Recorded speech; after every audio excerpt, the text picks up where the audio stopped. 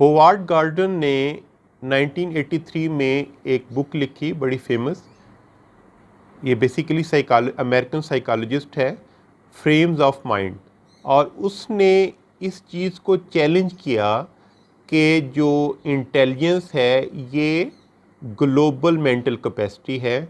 उसने कहा कि इंसान के अंदर, इंसानी दिमाग के अंदर एक से ज़्यादा ख़ुद मुख्तार काबिलियतें या सलाहियतें या ज़हानतें मौजूद हैं और वो इंडिपेंडेंट हैं और वो इंडिपेंडेंट उनकी प्रोसेसिंग होती है।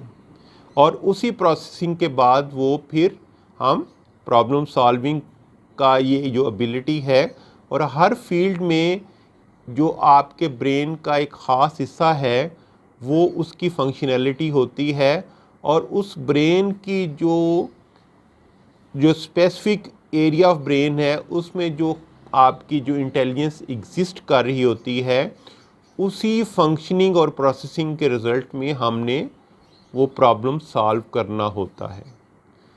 तो होवार्ड गार्डन ने कहा कि आपके अंदर या इंसान के अंदर 7 ख़ुद मुख्तार ज़हानतें एग्जिस्ट करती हैं या उनका वजूद है। और सबसे पहले उसने जिस इंटेलिजेंस की बात की है उसने उसको लिंग्विस्टिक वर्बल इंटेलिजेंस कहा है।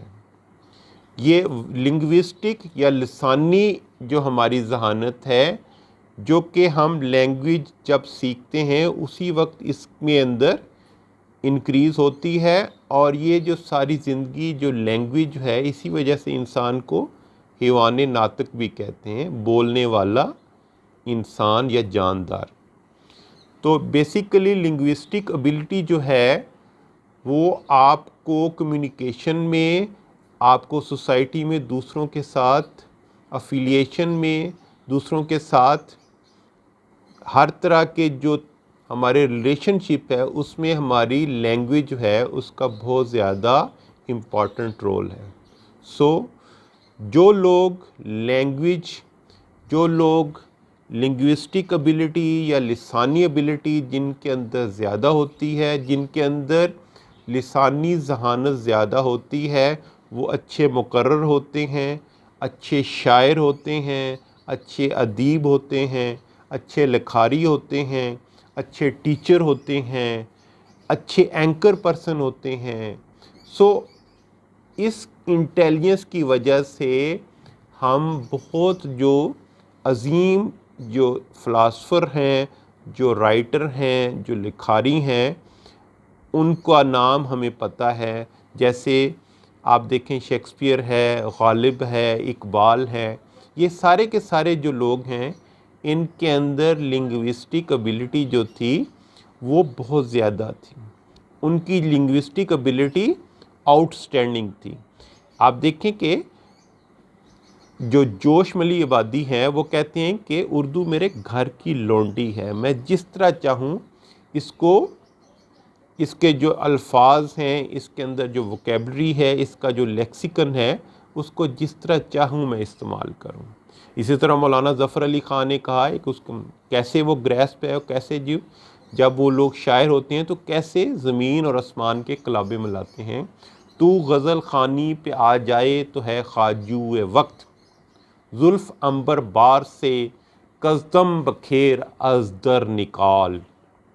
इसी तरह आपने ये भी सुना होगा कि जहाँ तेरा नक्शे कदम देखते हैं, ख़याबां ख़याबां इरम देखते हैं, हम वहीं हमें जन्नत नज़र आती है। इसी तरह गालिब का आपने एक बड़ा फेमस उनका शेर है कि तात में तार रहे ना माहो अंग बी की लाग, दोज़ख में डाल दो कोई लेके बहिश्त को। तो ये सारी आप देखें, इसके अंदर सारा अल्फाज का खेल है और यही जो है ये आर्ट बनता है और यही तख्लीकी सलाहियत इसको कहा जाता है। और बाज़ दफ़ा बहुत सिंपल ज़बान में, बहुत आसान लफ्ज़ों में हम बहुत बड़ी बात कह देते हैं। जैसे हकीम मोहम्मद ख़ान मोमन का शेर है, तुम मेरे पास होते हो गोया जब कोई दूसरा नहीं होता। तो ये बड़ी इम्पॉर्टेंट आपकी लिंग्विस्टिक एबिलिटी है और ये हमारा इसकी वजह से दुनिया के साथ राब्ता रहता है। उसके बाद आपकी जो इम्पॉर्टेंट इंडिपेंडेंट खुद मुख्तार इंटेलिजेंस है उसको लॉजिकल मैथमेटिकल कहते हैं। लॉजिकल मैथमेटिकल एबिलिटी जो है आपका इस्तदलाल और आपका मैथमेटिक्स है, हिसाब जो है आपका। आप देखें हमारे जो कंप्यूटर है, जो जितने भी हमारे रैशनैलिटी है, जितनी हमारे ब्रेन के अंदर कैलकुलेशन है, जितनी हम कंप्यूटर के अंदर कैलकुलेशन करते हैं, इसमें ये सारी की सारी आपकी लॉजिकल और मैथमेटिकल एबिलिटी या इंटेलिजेंस जो है उसका इस्तेमाल होता है। इसी वजह से आप देखें कि हॉवर्ड गार्डनर ने भी कहा कि जो मैक्सिमम इंटेलिजेंस टेस्ट बनाए गए उससे पहले उसमें सिर्फ लिंग्विस्टिक एबिलिटी को और लॉजिकल और मैथमेटिकल एबिलिटी को ही इंक्लूड किया जाए और बाकी जो एबिलिटीज़ हैं उन पे कोई ख़ास तवज्जो नहीं दी गई। उसके बाद आप देखें कि आपकी विजुअल स्पेशल इंटेलिजेंस, जो तीसरी इंटेलिजेंस है आपकी विजुअल स्पेशल इंटेलिजेंस है। आपका जो स्पेस है, आपका मकान और आपकी बसारत, आपकी बसरी और मकानी जो काबिलियत और जहानत है उसको विजुअल स्पेशल इंटेलिजेंस कहते हैं।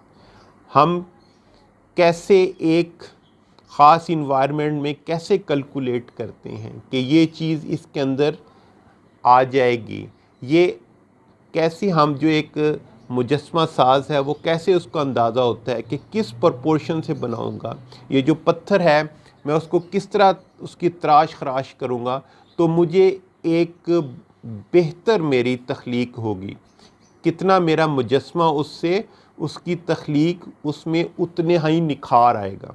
तो ये आपका विजुअल और आपकी स्पेशल इंटेलिजेंस है। इसी तरह आप किसी तंग रोड पे ड्राइव कर रहे हैं तो आपने कैलकुलेशन करती है सेंटीमीटर्स में कि जी कैसे आपने अपनी गाड़ी को ट्रैक पे रखना है, और यहाँ पे भी आपने स्पेशल इंटेलिजेंस और विजुअल इंटेलिजेंस से काम लेना है। उसके बाद आपकी बहुत इम्पॉर्टेंट है लेकिन अनफॉर्चुनेटली हमारी जो फॉर्मल एजुकेशन है इस पे स्ट्रेस बहुत कम है, वो आपकी म्यूज़िकल इंटेलिजेंस है।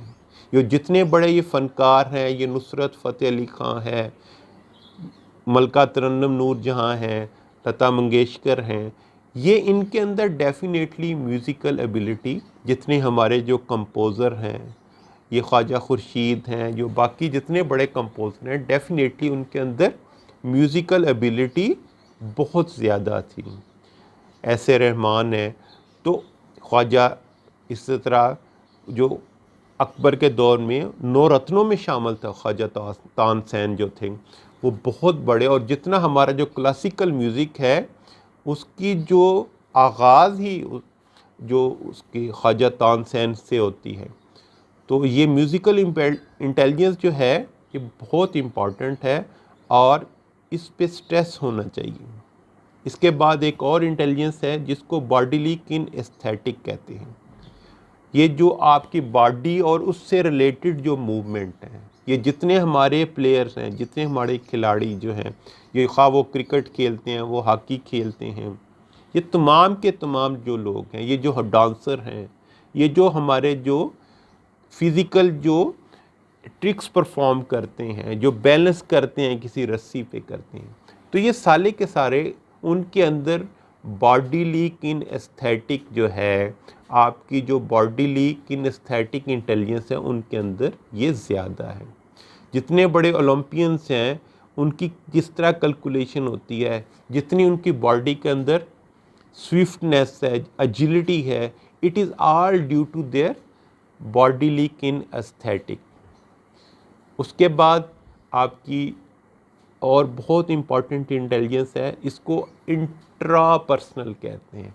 इंट्रा विदन, आपके जो अंदर जो है इंट्रापर्सनल इंटेलिजेंस, आपका अपना ज़ात के मतलब, अपनी ज़ात के मतलब आपको कितना शऊर है, कितनी आगाही है, आपकी अपनी ज़ात के साथ कितनी शनासाई है आपकी। तो ये आपकी जो अपनी ज़ात के साथ शनासाई है, सना शनाशा आपका जितनी शनाख्त आपको अपनी ज़ात की है, जितनी अपनी ज़ात के साथ आपकी शनासाई है, इसको आपकी इंट्रापर्सनल इंटेलिजेंस कहते हैं। और आपकी ज़ात के साथ जो शनासाई है उसके अंदर आपके जज्बात, आपके एहसासात, आपके ख़यालात, आपके थॉट्स, आपका कॉग्निशन और आपके इमोशन, ये सारी चीज़ें आती हैं। आपके मनफी और मुस्बत जज्बात, आपके मनफी और मुस्बत ख़यालात, आपको इन तमाम चीज़ों का शऊर है। और आपको पता है कि मेरे अंदर गुस्सा है, मैं अगर मुझे मेरे अंदर इंट्रापर्सनल इंटेलिजेंस है तो मुझे पता है कि मुझे इस वक्त गुस्सा आया है, या आज से 20 दिन पहले मुझे फ़लाँ चीज़ पे गुस्सा आया था और मैंने अभी उस गुस्से को कंट्रोल करना है। इसी वजह से एक आप देखें कि जिसको अपनी ज़ात का शऊर है, सोक्रेटिस ने कहा था नो योर सेल्फ, कि आप जब तक अपनी ज़ात के साथ शनासाई पैदा नहीं करते, अपने अंदर के डेवल्स को और अपने अंदर के अच्छाइयों को आप उनके साथ आप फेमिलियर नहीं होते, आप दूसरों की शख्सियत को समझ नहीं सकते। इसी वजह से एक फेमस सूफ़ी कौल भी आपने सुना होगा, मन आरफ़ा रब्बाहू फ़क़द, मन आरफ़ा नफ्सहू फ़क़द आरफ़ा रब्बाहू, जिसने अपने ज़ात को पहचान लिया उसने अपने खालिक को पहचान लिया। सो डेफिनेटली जब तक आपको अपनी ज़ात का शऊर नहीं होगा, आपको दूसरों के एहसासात और जज्बात का भी पता नहीं चलेगा। ये इसी वजह से ये इमोशनल इंटेलिजेंस, इंट्रापर्सनल इंटेलिजेंस, जिसको सेल्फ अवेयरनेस कहते हैं, ये इमोशनल इंटेलिजेंस या ईक्यू का बड़ा इम्पॉर्टेंट कंपोनेंट है। इसके बाद आपका इंटरपर्सनल इंटेलिजेंस है।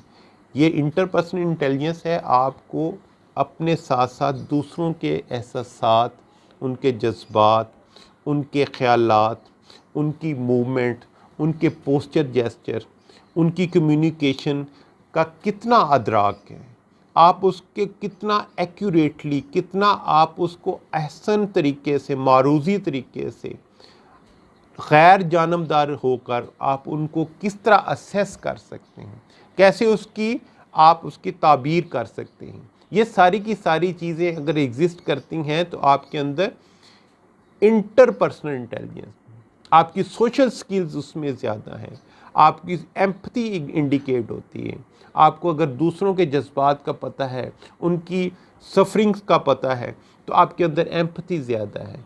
और आपके अंदर ये जो इंटरपर्सनल इंटेलिजेंस है, इसकी वजह से आपका लीडरशिप जो है, आपका लीडरशिप पोटेंशियल है, उसकी प्रोबेबिलिटी उतनी ज़्यादा है। आप अच्छे लीडर बन सकेंगे, आप अच्छे CEO बन सकेंगे अगर आपके अंदर इंटरपर्सनल इंटेलिजेंस है।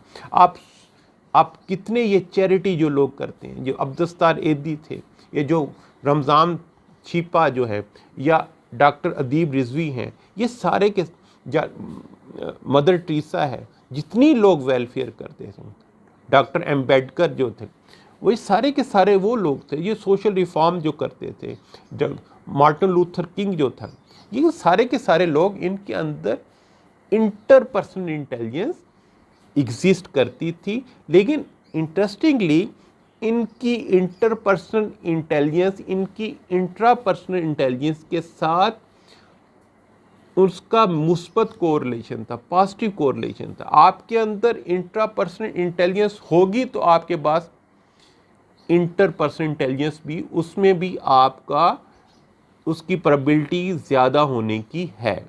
तो सबसे पहले आपकी लिंग्विस्टिक, फिर उसके बाद आपकी लॉजिकल मैथमेटिकल इंटेलिजेंस आ गई, तीसरी आपकी विजुअल और स्पेशल इंटेलिजेंस आ गई, चौथी आपकी म्यूज़िकल इंटेलिजेंस आ गई, पांचवी आपकी बॉडीली किनेस्थेटिक आ गई, छठी आपकी इंट्रापर्सनल आ गई, सातवीं आपकी इंटरपर्सनल हो गई, आठवीं इंटेलिजेंस जो उसने ऐड की बाद में वो नेचुरलिस्टिक इंटेलिजेंस।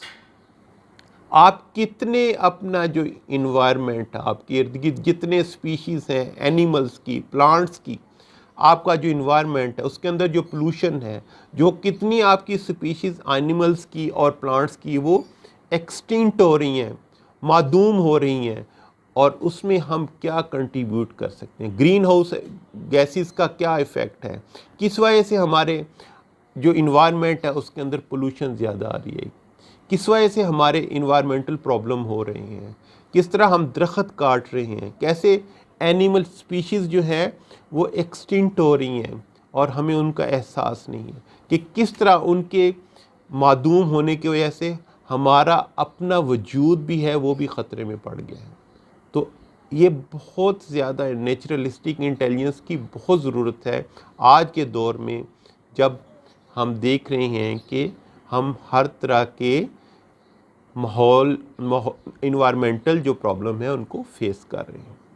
और लास्ट पे उसने इंक्लूड किया है, और बाज़ दफ़ा उसको उसने कहा कि इसको इंक्लूड किया जा सकता है, वो एग्जिस्टेंशियल इंटेलिजेंस है जिसका तल्लुक़ वजूद है, वजूद के साथ है, वजूदी जो मसाइल हैं, हम क्यों पैदा हुए, हमारा इस दुनिया में क्या रोल है, हम लाइफ आफ्टर डेथ जो है वो क्या है, हमारे इस कायनात में हम कहाँ पे एग्जिस्ट करते हैं, कहाँ पे एग्जिस्ट कर रहे हैं, जो अपने इर्द गिर्द के प्रॉब्लम के अलावा जो कि यूनिवर्सल प्रॉब्लम, जो कायनाती जो मसाइल हैं उन पे भी उनका ध्यान है, उस पे भी वो गौर व फिक्र करते हैं। तो उनके अंदर वो डेफिनेटली एग्जिस्टेंशियल इंटेलिजेंस बहुत ज़्यादा है। सो हम ये कह सकते हैं कि ये जो 9 इंटेलिजेंसेस हैं इसकी वजह से हम हर इंसान को उसके कमी बेशी की वजह से उनको डिफरेंट कैटेगरीज में रख सकते हैं और उनको फिर अकॉर्डिंगली उनके जो प्रोफेशंस हैं उनको वो उनके लिए रिकमेंड कर सकते हैं। ये जो होवार्ड गार्डन की थ्योरी है इस पे कुछ क्रिटिसिज्म भी हुआ।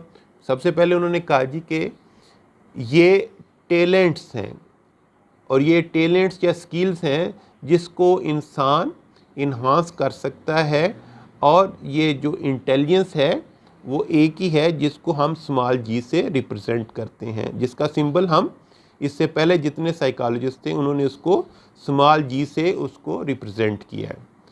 लेकिन आप देखें कि इसके बावजूद इस जो थ्योरी है मल्टीपल इंटेलिजेंस ने, इसने एक बहुत लास्टिंग में इम्पैक्ट क्रिएट किया, और उसके बाद इसी थ्योरी को रेफरेंस बना के डैनियल गोलमैन ने अपनी इंटेलिजेंस जो इमोशनल इंटेलिजेंस का कंसेप्ट है उसके अंदर भी उसने जो इसका होवार्ड गार्डनर का कंसेप्ट और जो उसका आइडेंटिफिकेशन है इंट्रापर्सनल इंटेलिजेंस की और इंटरपर्सनल इंटेलिजेंस की और इकोलॉजिकल इंटेलिजेंस को, ये भी इसको इंक्लूड किया इसके अंदर, क्योंकि आज के दौर में इनकी बहुत ज़्यादा इम्पोर्टेंस है।